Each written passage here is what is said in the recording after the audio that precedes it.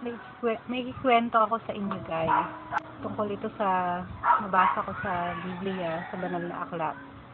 Tungkol ito dun sa pagpapagawa ng Panginoon sa pinili niyang tao na gumawa siya ng tabernacle or parang ito yung lugar kung saan ang Panginoon ay ibababa mula sa langit dito sa lupa. May binigay siyang instruction na ganito yung sukat, na mayroong kerubin, na dalawang kerubin na nakaharap sa kanya, may mga lampstand, pero lahat yun may gold, may exact measurement.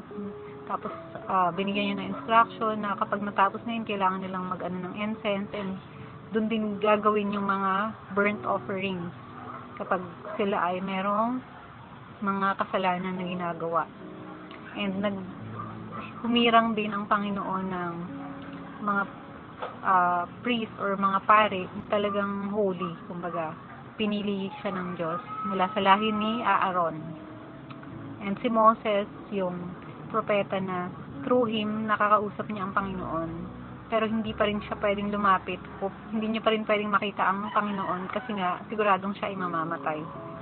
And then, kapag bumababa noon ang Panginoon mula sa langit, kapag umaga siya ay nababalutan ng malaking ulap at makapal na ulap.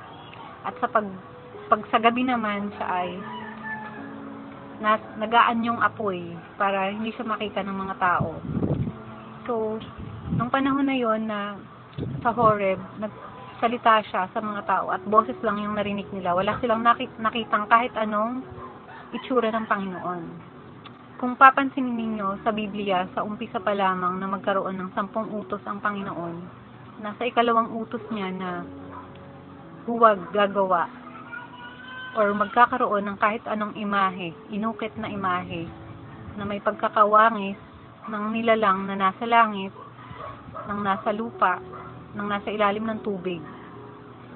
Mapababae man ito o mapalalaki na nilalang, hindi dapat tayo magkaroon ng ganoong imahe, ng inukit na imahe. Yun ang matinding bilin niya, matinding kautusan niya, nasa 10 Commandments.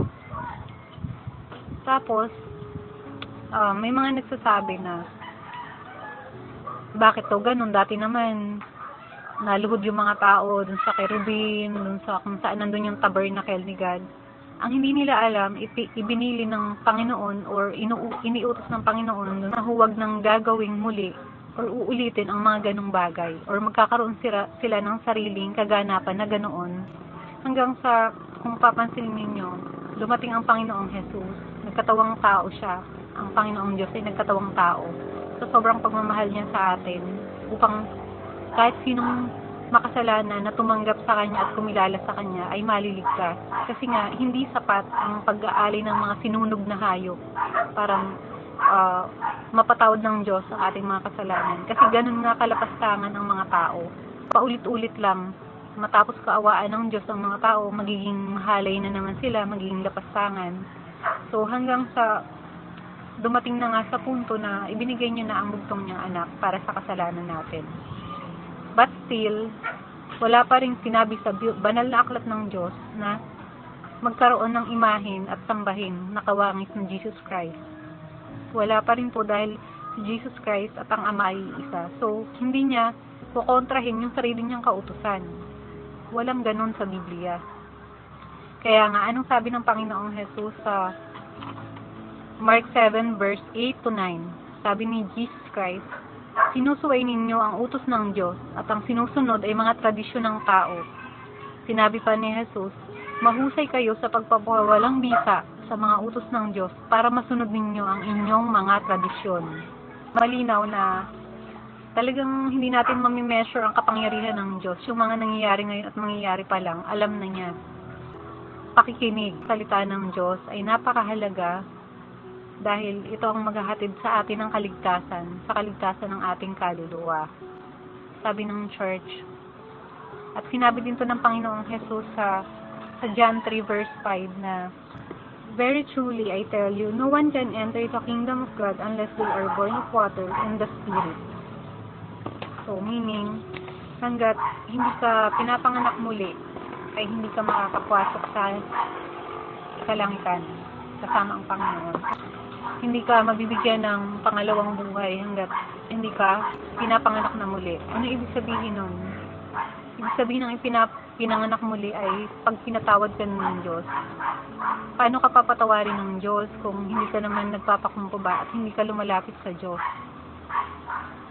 Sinabi nga din ng church, kagaya ng sinabi ko kanina, ng church namin na kapag daw ipinanganak ka ng isang beses, 2 beses ka mamamatay.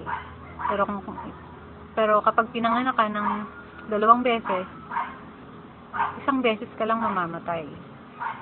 Which is, ganun ang ibig sabihin ng Panginoong Jesus na kailangan makipanganak kang muli para 1 beses ka lang mamatay. Dahil ang ating katawan ay siguradong mamamatay. Pero ang ating spirito ay magpapatuloy. Kaya importante na tayo ay magsisi sa ating kasalanan, magpakumbaba tayo sa Diyos, sundin natin yung mga utos niya, pagsisihan natin lahat ng kasalanan, at tanggapin na natin sa buhay natin ang Panginoong Jesus bilang ating tagapagligtas at ating Diyos. Kung patuloy nating babaliwalain ang salita ng Diyos, ang Biblia, tayo ay maliligaw. O patuloy kayong ipapako ni Satanas sa kanyang mga kasinungalingan. Hanggat hindi bukas ang inyong isip, patuloy kayong lilinlangin ni Satanas. Yung mga bagay na hindi nyo kayang isuko, yan ang gagamitin niya sa inyo para sa huling hininga nyo ay hindi nyo yan matatanggal sa. Kaya pakinggan nyo at unawain ang salita ng Diyos. Huwag manatiling sarado ang isipan. At higit sa lahat, kung kinilala nyo na ang Diyos or kilala nyo ang Diyos, dapat batid nyo sa inyong isip na hindi tama na nagpapatuloy kayo sa kasalanan. Hindi tama na komportable kayo sa pagsuway sa Diyos. Hindi katuwiran na walang nakakakita dahil kaliit-liitan na sikreto natin, alam niyo ng Diyos, wala tayong maitago sa Kanya. Kung normal para sa inyo na nanlalait kayo ng kapwa, na nanghuhusga kayo, nagmumura kayo, at lahat ng mga masasamang gawi, isa lang ang ibig sabihin niyan, hindi nyo pakilala ang Diyos, dahil hindi kayo natatakot sa Kanya. At isa rin lang masasabi ko, walang kasalanan na libre. Lagi yang may kabayaran. May kaparusahan. Pero kung tatanggapin ninyo ang Panginoong Jesus bilang inyong tagapagligtas, sapat na ang pagkapako niya sa krus upang maipako na din at mamatay ang dati niyong kasalanan. Pero hindi ibig sabihin nun ay magpapatuloy kayo sa kasalanan. Kasi dyan sa kasalanan na yan, kaya namatay at nagbuwis ng buhay ang Panginoon sa atin. Ayaw niya na tayo ay mapahamak.